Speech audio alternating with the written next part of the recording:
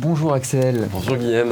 Alors, hier, tu as interprété la bande-son du film de Frédéric Rossif, La Fête sauvage. Je vais te poser 2-3 questions sur cette interprétation. Avant toute chose, est-ce que tu peux un petit peu te présenter, expliquer ce que tu fais? Alors, je suis musicien, saxophoniste, flûtiste et je joue beaucoup d'instruments électroniques.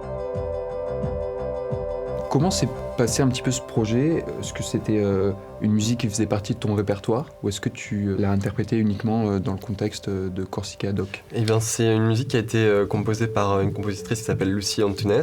Initialement, ça a été fait pour un ensemble de 4 musiciens, 3 percussionnistes et moi-même. Et on l'a joué plusieurs fois, tous les 4, et d'autres fois où j'étais tout seul pour des cinémas plus petits comme celui de Corsica Doc, le Laetitia.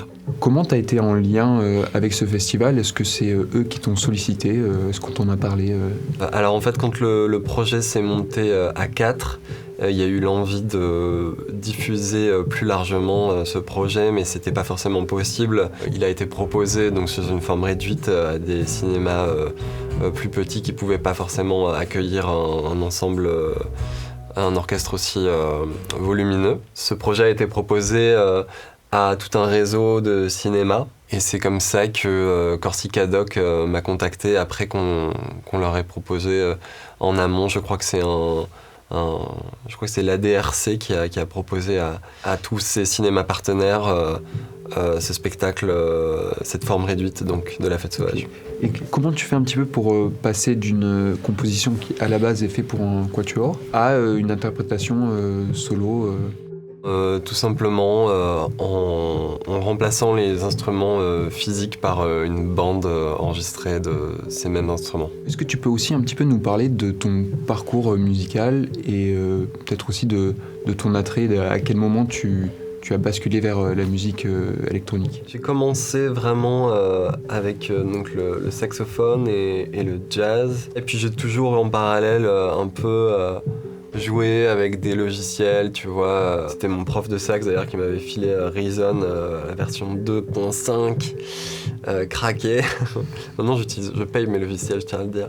Mais à l'époque, voilà, c'est ça, je devais avoir 15-16 ans. Ouais, il y a toujours eu un peu les deux en parallèle. C'est vrai qu'après, il y a eu à un moment donné plus une fascination sur le fait d'improviser avec des instruments électroniques, essayer de construire un set live avec des séquenceurs, des synthés analogiques tout simplement qui sont très riches.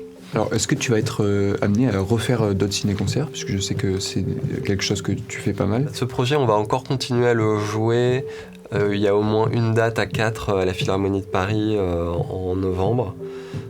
Et en solo aussi, je crois qu'on va le faire encore au moins une fois. Et quant aux autres projets, oui, j'ai un duo notamment de musique électronique qui s'appelle Sugar Sugar, où on n'a pas de film, mais on a une scénographie assez imposante, pour rebondir sur ce que j'ai dit tout à l'heure, sur essayer de ramener du visuel dans l'expérience live de la musique électronique. Il y a aussi un batteur, en fait, qui est déjà aussi quelque chose auquel les gens peuvent un peu plus se raccrocher. Je produis aussi de la musique électronique vraiment pour le dance floor sous le pseudonyme Bruno Volcan. Voilà, en gros.